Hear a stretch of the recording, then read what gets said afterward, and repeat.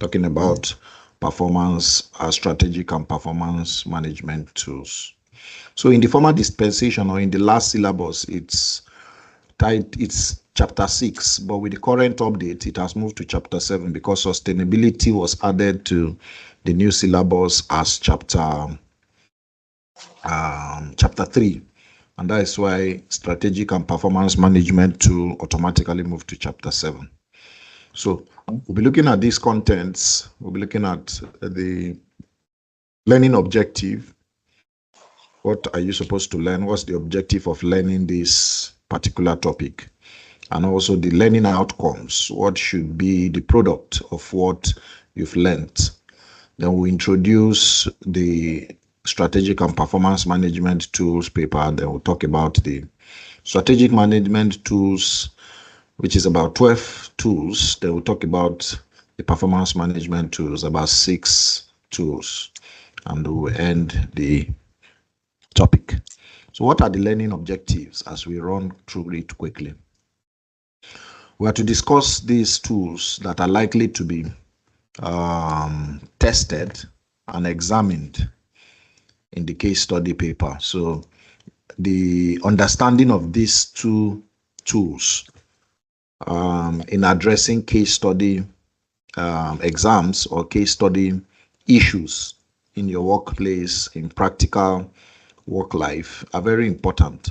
So first is to meet the ICAN Case Study exam requirement and also to understand how to use these tools in real life. They are very important. They are not just theoretical tools, but they are practical tools.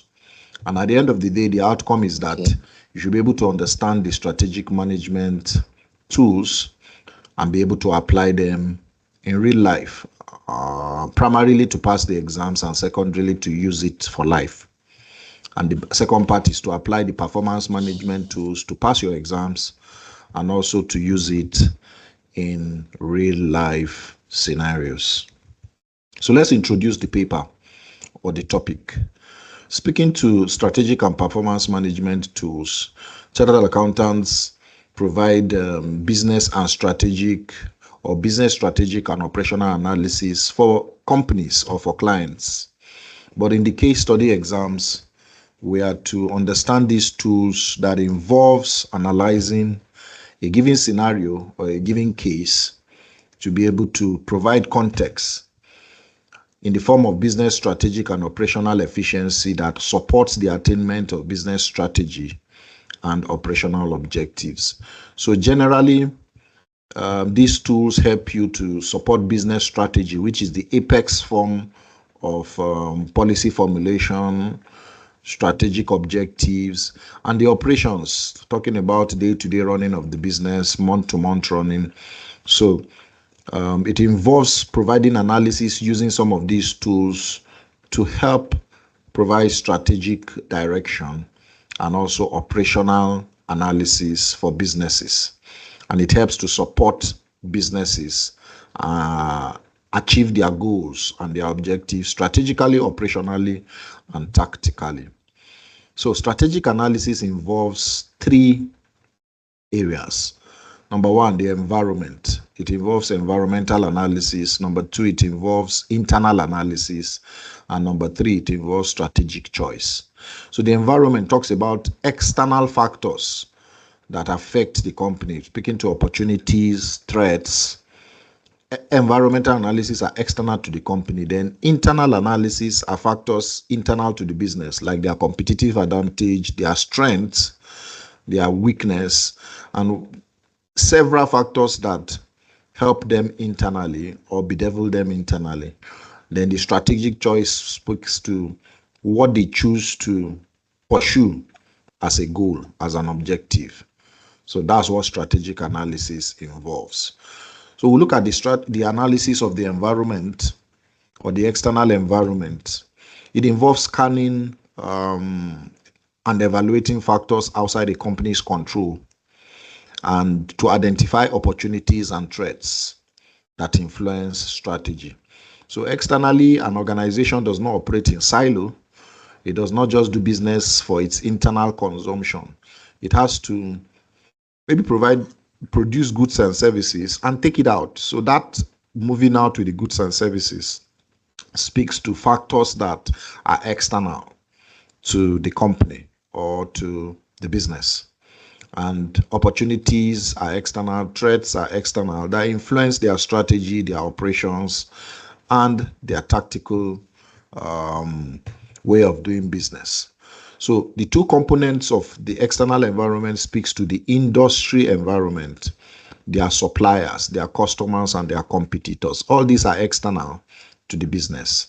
And the macro environment talks about PESTEL factors, the political factors, economic factors, socio-cultural factors, technological factors, ecological factors, and legal factors that affect the business.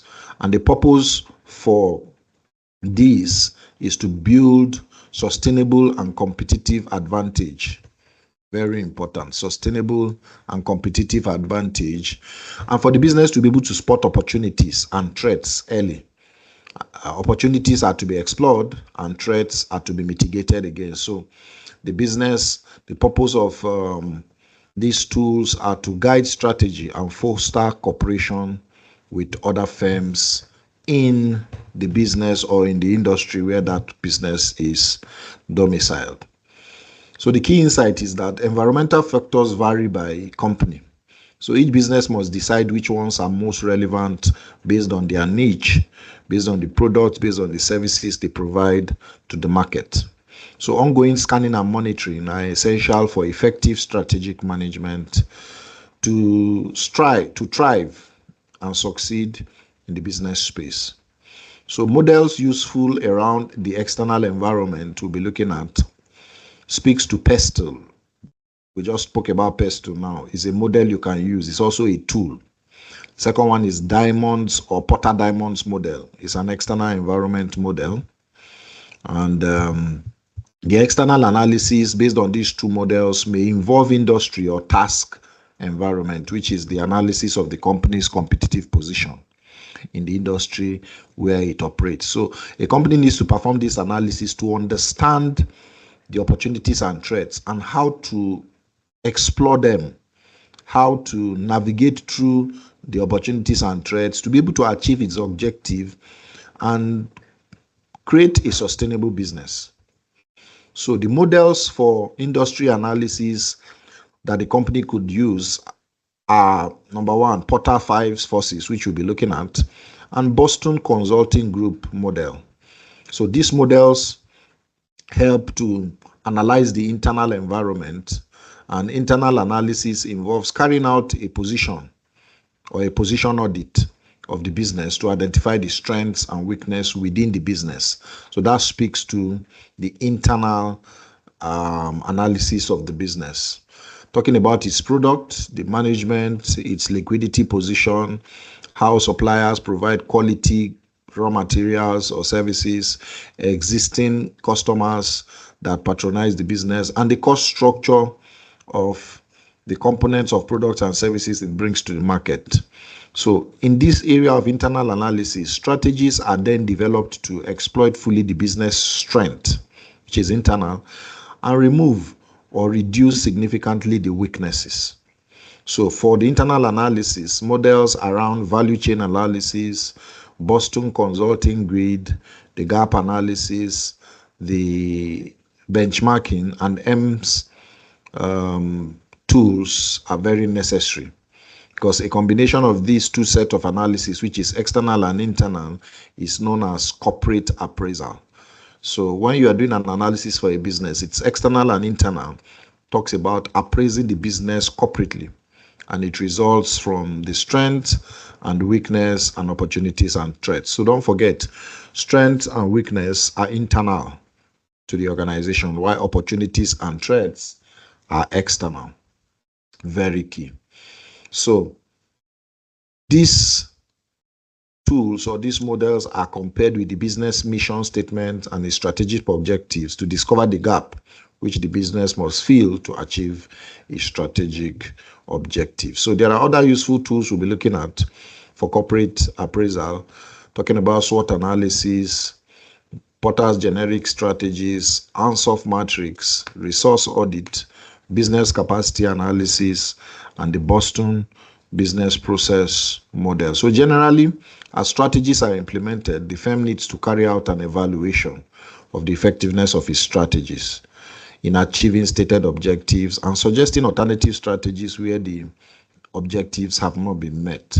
So it's very important for businesses to carry out an audit of itself at the end of its operations to see if they are meeting their objectives or not, or where they need to fine-tune those objectives or tools used for their strategic, their tactical, and operational goal or mission, and to ensure that they are in line with what they are set to achieve.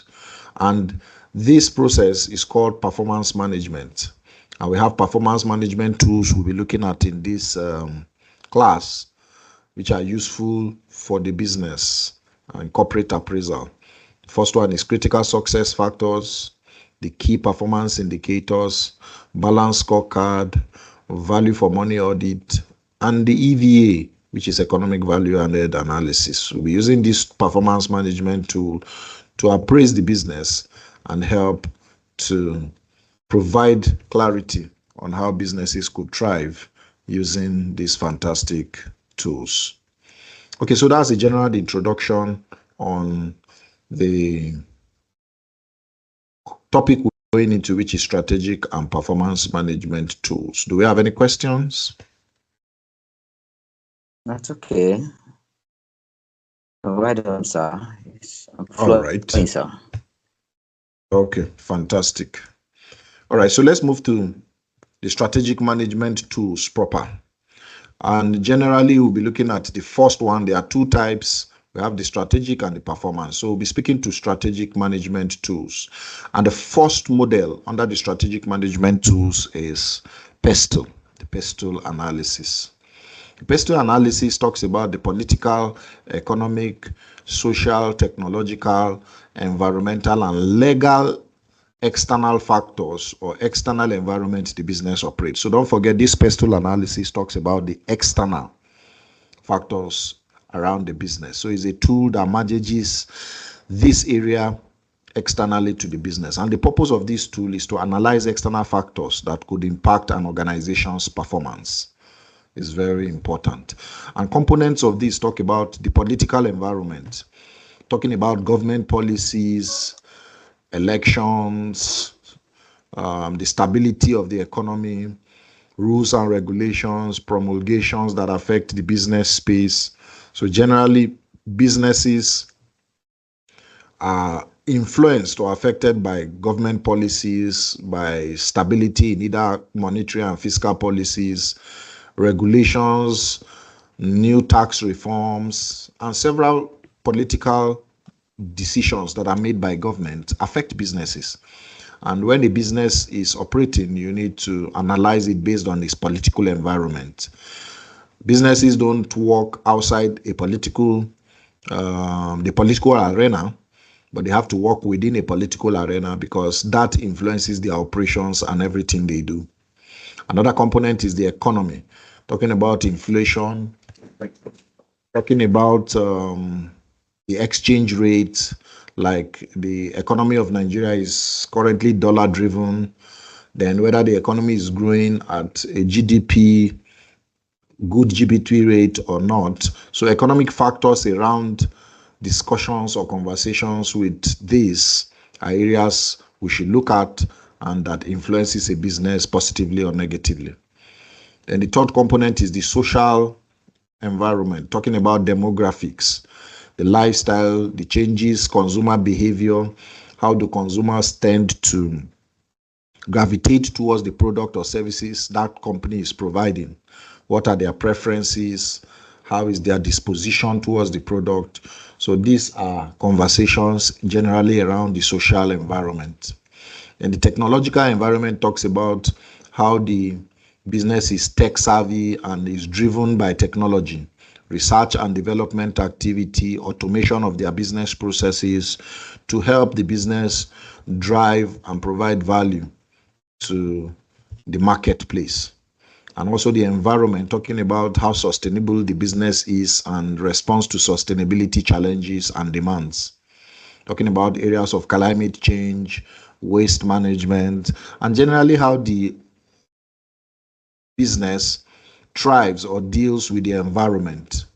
Then finally, the legal environment, talking about adherence to laws, regulations, employment standards, health and safety laws that would help them stay within the ambits of the law and also not break laws to affect their reputation. So generally, these are the 6 components of the PESTEL model, and the application, or what you can use it for, is for identifying external threats and opportunities. Don't forget, threats come in various forms for a business, and opportunities also come in various forms for the business. So for threats, the organization needs to put mitigants to avoid threats, and the opportunities are to be explored to increase profit or benefits. So the business needs to identify these 2 areas to be able to understand how to mitigate threats and explore opportunities. And the application is for supporting strategic planning of a business by understanding the macro, with wider context of the business, the macro environmental conditions, and it helps them in decision making in new markets or when entering new countries, new industries. This model, these components will help them make decisions that will put the business on a positive trajectory. So talking about the PESTEL in summary, you must understand that it's a tool used to scan the macro environment of a business. Like I said, it helps identify, very importantly, the opportunities and threats that are outside the company's control, but it operates or it affects its operations. So we looked at the political, talking about government policies, tax laws, trade regulations. We said the economical, like inflation, exchange rates, interest rates, growth rate of the economy. Then we talked about the social or socio-cultural environment, demographics, lifestyle, consumer preferences. And we talked about technological, which is innovation, automation, digital trends. And we said environmental or ecological, talking about sustainability, climate change, environmental rules. Then we said legal, talking about employment laws, data protection, health and safety, and the likes. So generally, you could just graphically understand a scenario where maybe a food manufacturing company could be influenced by the political arena or the political factors. Government could ban importation of certain additives, and the company must source those additives locally, if possible. If they've been sourcing it or importing it, then if the ban on those additives the food company is into, they have to source it locally because of that ban. So you can see how politically the political environment has affected that business. So that's a graphical scenario. Then maybe the economical, talking about inflation. Inflation could increase the cost of more materials in the food market, and that will lead to higher production costs, and that economically has affected the business, and the price of food will soar, especially as the business is producing food. And talking about the social environment or the socio-cultural environment, consumer could demand healthier snacks, which is an opportunity for new product line. So you can see the demographics and consumer preferences in this food manufacturing industry could be an opportunity for them to produce more healthier snacks for the populace. And talking about the technological environment, using this food manufacturing example, competitors could adopt automation as their food processing system. Now, the company having competitors adopt automation, the company must upgrade or risk inefficiency if they are into manual. So the technological environment, you can see how it affects the food manufacturing company. Then the environment or the ecological component, speaking to pressure to reduce maybe plastic packaging and switch to biodegradable packs or something.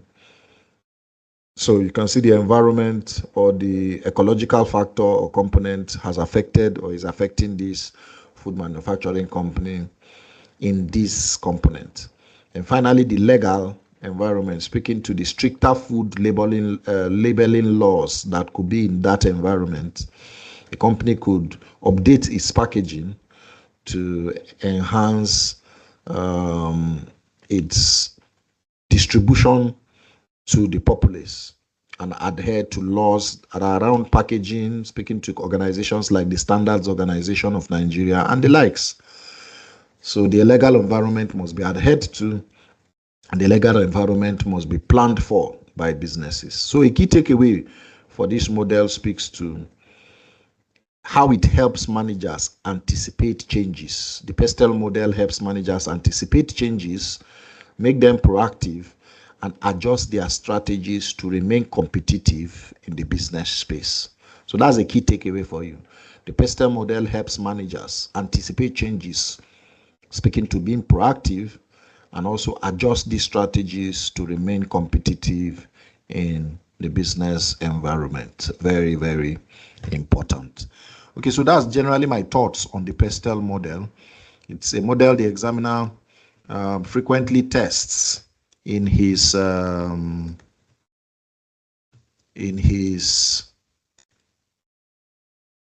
what do they call it, in his past question. 2 or 3 to 4 diets have tested the PESTEL model, so please take note of it. It's like I didn't share my screen, right? Because I noticed the screen was not showing. Were you seeing my screen?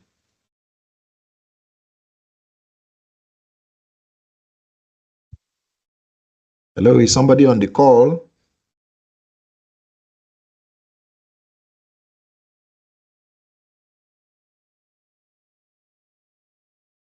Hello, James. Hello, Opayemi. Can you hear me? Yeah, I can hear you very well. I muted. Okay. I can hear you very well. Okay, but were you seeing my screen? Because it's like I didn't share the screen. No, the screen wasn't showing. The screen wasn't showing. So I was just taking detailed note of what you're saying. Oh, okay. Apologies about that. But is the screen showing now? Can you see the It's screen? showing now. Yes, I can see it very well now. Okay. Pardon me. I just discovered I didn't share the screen. You'll have called my attention to it. Normally, you're supposed to see the slides. I was supposed to, so, but I was just, as you were talking, I was just, trying to recall the PESTEL things about the PESTEL. So I think it's really refreshing. Okay, that's fine then. All right. So I'm glad you can see the screen now, and we'll be going to the second section, which is SWOT analysis. So do you have any questions around the PESTEL analysis, please? Okay, so that means from all you just said, like you said, for the past few diets now, so I'm just, anyway, I guess you will get to that point where you will have to talk about after the understanding is clear. So I think I'm still watching. Maybe you get to a point where you have to explain how this knowledge about the PESTEL can be incorporated in a case. All right, so I'm just trying to look at the practical, but I guess in the long run you'll be able to talk about it, right? Exactly. So let me hold on then. All right. Okay, so we'll be going to the second model now, and we're talking about SWOT analysis. SWOT analysis. So SWOT talks about the strengths, weaknesses, and opportunities and threats that bedevil a business. So the strength and weakness are positive to a business. The strengths and opportunities are positive, but strengths and weakness are internal to the business, while opportunities and threats are external to the business. And the purpose of this analysis is to identify internal strengths and weaknesses. So strengths are internal and weaknesses are internal, and also external opportunities, which speaks to opportunities and threats, to form a strategic action plan to mitigate the weakness and the threats, and to explore the strengths and the opportunities. So the components, speaking to the strengths, talk about internal advantages or resources that give the organization an edge above its competitors, an edge in the marketplace, an edge in the business space. So for example, a business's strong brand, its unique technology, its business processes could be the strengths they could leverage on to have a competitive advantage in the market, have positive revenue, and have also a very good bottom line or outcome. So these strengths are unique and internally to the business, which they must explore. While weaknesses are also internal factors that may hinder their success. So for example, poor supply chain or outdated equipment could be internal factors that may hinder their success. So they will need to look at areas on how to improve their supply chain and upgrade their equipment, for example, to be able to address these weaknesses very, very pragmatically. And also the third component is opportunities, which are external chances for a business to grow or to improve. So for example, market growth, new customer demands, exploring new markets can be opportunities that could grow or improve the business. And finally, the threats are external challenges that could harm the organization. So for example, new competitors, regulatory changes, these threats could be very, very dangerous and could scuttle the life of a business if not addressed adequately. So the application of this model can be used for strategic planning and decision making by the business owners, by management, and it can be used also for evaluating their competitive position. Of course, they have competitors that do the same or almost a replica of their goods or services. So they need to identify also, the model helps identify areas for improvement and areas for growth. So that's generally what the SWOT model is all about. And in summary, you must understand the SWOT model is a strategic tool that helps organizations assess both internal and external factors, like I said, that impact their performance. So we said the strengths are internal, and internal talked about capabilities or resources that give an advantage. Then we said the weaknesses are also internal. There are limitations that hinder performance. We also said opportunities are external, which are favorable external trends or conditions to exploit. Then we also said threats are external, and there are risks or challenges that could harm the business if not properly mitigated. So take a scenario or an example in applying this model of a diagnostic center. Diagnostic center relevant to our world where you have a lot of blood tests, radiology, imaging services, something like that. So if you look at a diagnostic center, their strengths could be modern radiology equipment like MRI, CT scan. So that could be their strength. Then they could be skilled specialists that do the job, and their good reputation could be their strength. So in my last role as an internal auditor, I worked in one of the big diagnostic centers, and in the whole of the northern region, they were the only ones with MRI, which is this equipment called magnetic resonance imaging, before competitors came in. So they could see that as a strength in that whole northern region where I worked. So that could be a strength. Then the weakness could be areas like long patient wait times, reliance on one major insurance partner could be weaknesses for such a diagnostic center, which if they don't address could bedevil the business. Then opportunities could be around growing demand for preventive healthcare, telemedicine adoption. Those could be opportunities that could be explored by the diagnostic center to grow in that space. And threats could be new competitors entering with aggressive pricing and regulatory changes. So, like I said, that organization had an MRI for that whole for the whole of the northern region. But then after they did that, a competitor came in.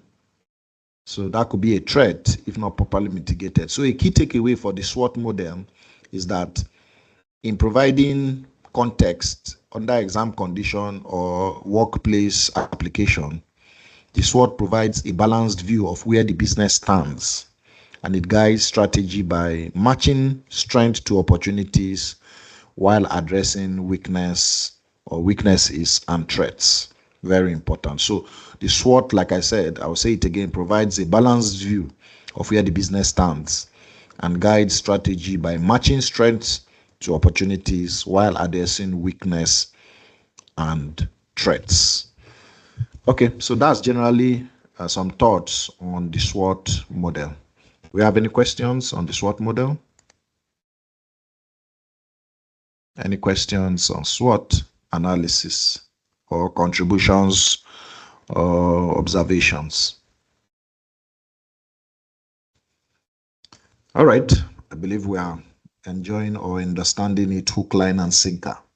So let's look at the third model, which is Porter 5 forces. Porter 5 or Porter's 5 forces model. Now, this model helps to analyze the competitive forces shaping an industry to determine its attractiveness and profitability. So, a company does not operate in silos, like I said. It operates in a competitive environment, and this competition could be very harsh. And businesses that don't respond to competition may not be profitable. And this model has come or is provided or is a tool that helps to analyze the competitive forces shaping an industry to determine its attractiveness and profitability. So the key components of the Porter's 5 model talks about the threat of new entrants. Threats of new entrants, talking about how easy it is for new competitors to enter the market. So where a business is not a monopoly or an oligopoly, a monopoly is a situation where you have only one player or producer of a particular product or service, while oligopolistic market is one where there are two or few players. So the threat of new entrants is how easy it is for a new competitor to enter the market. And these are components of the Porter's 5 forces a business need to take note. Also, the next component is bargaining power of suppliers, talking about the ability of suppliers to drive up prices or reduce quality. Very important. So suppliers could help shape the business space or the competitive environment by driving up prices to regulate or to ensure that businesses compete in that space. So the bargaining power of suppliers is a component or a force that needs to be reckoned with. Also, the bargaining power of buyers, the influential customers and how they demand low or better prices is also a force that shapes the business or the competitive environment. So bargaining power of the buyers, the consumers, also is a force that must be taken into cognizance by business owners. And we have threats of substitutes. These threats are the likelihood that customers can switch to alternative products or services, and that will reduce the market share or the demand of a particular product. So threats of substitutes are also forces that needs to be studied for a business to thrive. And we have the industry rivalry, which is the last one, talking about the intensity of competition among existing competitors. So how competitive an industry is with products and services will determine how that industry thrives. It's also a force that needs to be studied. So this model can be applied or used for assessing the competitive environment of an industry before a business drives or moves into that industry, or a business that is in that industry could study to be able to understand, and stay afloat. So it must study this, use this model to study the industry and also make informed strategic decisions, such as either entering new markets or adjusting to competitor pressures to be able to stay or be sustainable in that business space. So in summary, the Potter's five forces, like I was speaking to, analyzes the industry competitiveness where a business is domiciled. It helps businesses understand the forces shaping profitability. So the general components talks about competitive rivalry. Like I said, the intensity of competition among existing players in that industry, and the threat of new entrants, speaking to ease with which new competitors can enter the market. And the third component is threat of substitutes, talking about availability of alternative products or services they could move to. The fourth component is bargaining power of suppliers, the influence suppliers have over prices and quality. Then we have bargaining power, which is the last component, bargaining power of customers, which is the power of buyers to demand low prices or better service. So let's take a scenario, a graphical example of a confectionery company. A confectionery company is one into products like sweets, chocolates, bread. So they could have high rivalry, competitive rivalry, where many brands, the bread market today, chocolate sweet market has a lot of brands. So you have high rivalry, especially in Nigeria. So competitive rivalry for confectionery products, sweets, chocolates, has plenty brands and high rivalry. Then we have threat of new entrants in applying this model, talking about moderate and barrier like brand loyalty and distribution networks, protecting existing players. So the threat of new entrants, talking about people that want to come into the industry, but the loyalty of the current consumers could be a threat. And the third component you could apply is the threat of substitutes, talking about, for example, snacks and biscuits, chocolate bars can replace chocolates. So some of these substitutes, snacks for biscuits, chocolate bars could replace sweets and all that, are also threats for substitutes. Then we have the supplier power, talking about an example like cocoa suppliers hold strong power if limited resources exist. So cocoa suppliers could be a supplier power and they determine the force to reckon with in the cocoa industry. And finally, the customer power. For example, retail chains like ShopRite, Mega Plaza, big supermarkets can demand discounts due to bulk buying. So a key takeaway for you is that this model, the Potter's five forces, shows where pressure points lie in the industry and how strategy can improve competitive advantage. Very important. So take note of it that the model Potter's five forces shows where pressure points lie in the industry and how strategy can improve competitive advantage. All right, so those are generally my thoughts on the Potter's five forces. Do we have any questions? Any questions on this third model? Okay. I believe we are getting it hook, line, and sinker. All right, so let's move to the next model, talking about Potter's value chain analysis. Potter's value chain analysis. The purpose of this Potter's value chain analysis is to analyze internal activities within a business. So it's an internal analysis model and is used to identify where value is added and how to improve efficiency and competitive advantage.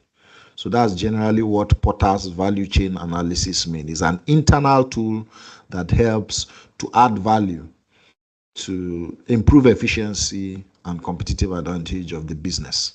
The components include, number one, the primary activities, speaking directly to the product creation, distribution, and delivery. So the primary activities are centered around the creation of the product, very important, and the activities around distribution and delivery to the final consumers. So the primary activity is a key component of the value chain analysis model. Is key. So this model helps to also address the component of inbound logistics, talking about receiving, storing, and distributing raw materials.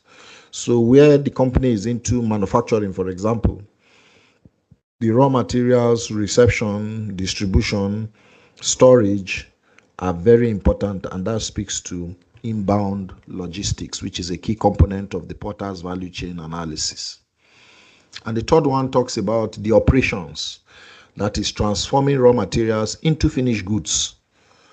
And this is key for mostly manufacturing companies.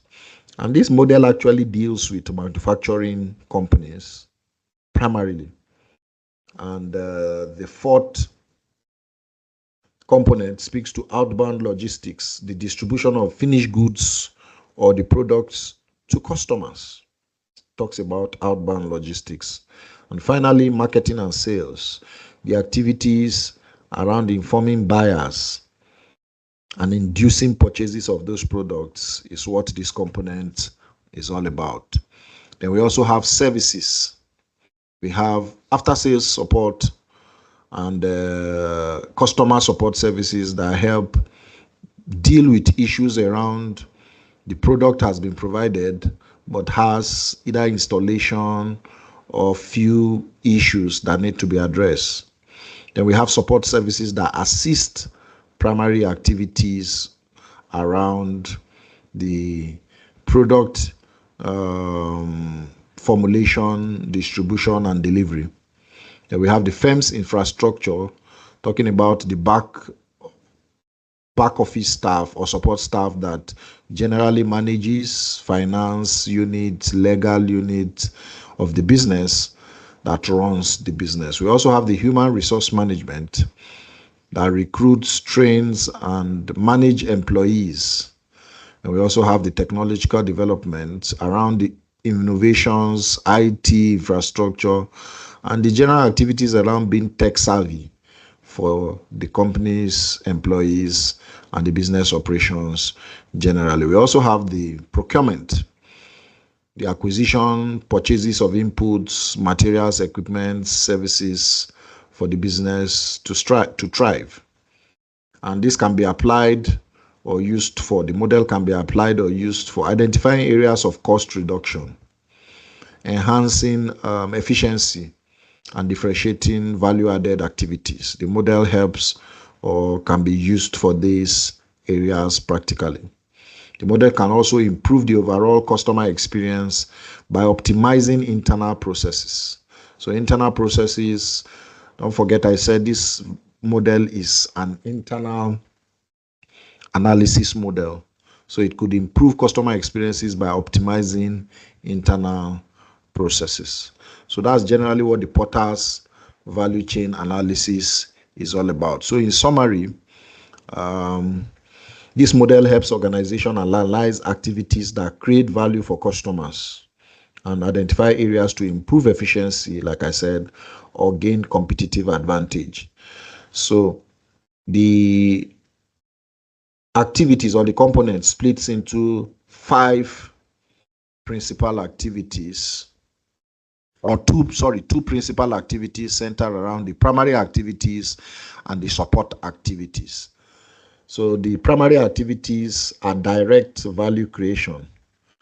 So primary activities of this model directly influences value creation, talking about inbound logistics, receiving materials is a primary activity. Then we have operations, which is the production process, is a primary activity. Then we have outbound logistics, talking about distribution of the finished goods, is a primary activity. Then we have marketing and sales is a primary activity. Then we have service, like after sales support, primary activity. So these 5 of them: inbound logistics, operations, outbound logistics, marketing and sales, and service or after sales support, are primary activities that directly creates deals with the value proposition of the organization. And the second component are support activities. These are activities that enable value creation, like the firm's infrastructure units, like management, finance unit, governance unit, sales and marketing unit. These are support activities that help to enable value creation. Then we have the human resources management, talking about recruitment of staff, training of staff, and support service that enables value creation. Then we have technological development, talking about the innovation, IT, tech savviness of the organization, support activities that enable value. And finally, procurement, the sourcing and supplier management are all activities that support and enable value creation. So generally, let's use an example of the scenario we use of the diagnostic center in the last model.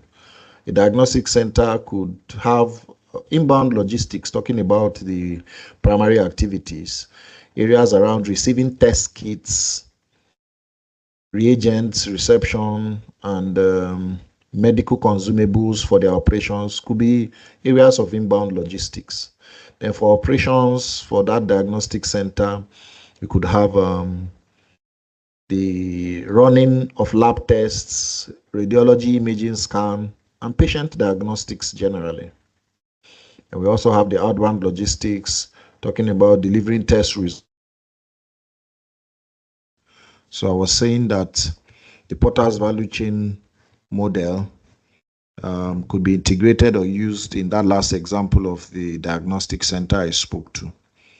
So I said inbound logistics are activities around receiving test kits, reagents, and medical supplies. Then I said the operations around running lab tests, radiology scans, and patients' diagnostics. And I also said the outbound logistics talks about delivering test results physically or digitally. I also opined that the marketing and sales could be areas of awareness campaigns, HMO and insurance partnerships are the areas of marketing and sales. Then service and after sales follow-up, talk about patient care, follow-ups, after service consultations. So those are the 5 activities generally around the primary activities of the value chain model. And for the support, you could look at areas of human resources, ensuring skilled lab scientists and technicians and radiologists carry out services. Then areas around the IT, talking about developing online portals for test bookings and result access. And the procurement could be area around negotiating with medical suppliers for better pricing. Then the infrastructure speaks to ensuring reliable facilities, compliance, and governance.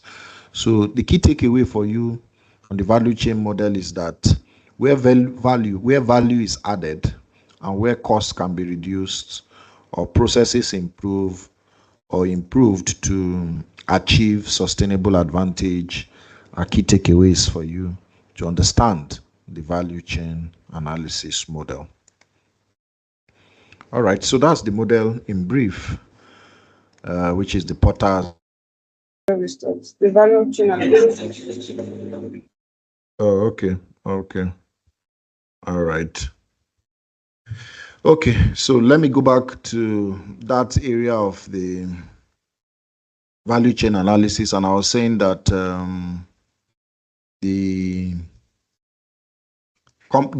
model has 2 components, and I was saying that the primary activities are those activities that directly create value or the direct value creation. Talking about inbound logistics, like receiving materials, then we have operations, production process, then we have outbound logistics, distribution, then we have marketing and sales, and we also have service and after sales support. And we also have those five of them. Those five are primary activities of the value chain or the Porter's value chain model. And the second component is the support activities. They enable value creation. And I was saying that the firm's infrastructure, like management, the management team, the finance unit, the governance unit, speaks to the firm's infrastructure. And I also said the human resource management team that drives recruitment and training. I also support services that enable value creation. Then I said the technological development, talking about innovation and IT, and the tech savviness of the company generally are support activities that enable value. And finally, the procurement activities around sourcing and supplier management are procurement activities that enable value creation. So I also said an example of the diagnostic center that I looked at in the last example. I said the inbound logistics of such a diagnostic center could speak to reception of test kits, reagents, and medical consumables. Then the operations using this model could talk about running lab tests,